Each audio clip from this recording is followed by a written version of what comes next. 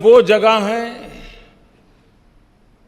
जिस जगह पे इस राष्ट्र के अनेक महापुरुषों के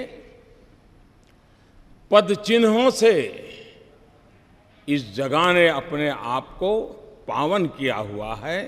ऐसी पवित्र जगह पर हम बैठे हैं और इसलिए आज सेंट्रल हॉल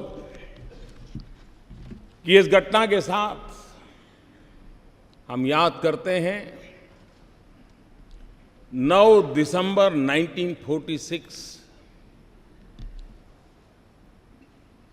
संविधान सभा की पहली बैठक का ये सभागृह साक्षी है। हम उस स्थान पर बैठे हैं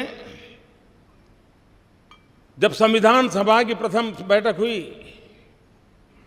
पंडित जवाहरलाल नेहरू, मौलाना अब्दुल कलाम आजाद, सरदार वल्लभ भाई पटेल, बाबा साहब आम्बेडकर, आचार्य कृपलानी, डॉक्टर राजेंद्र बाबू, सरोजिनी नायडू, ये सब महापुरुष पहली कतार में बैठे हुए थे उस सदन में।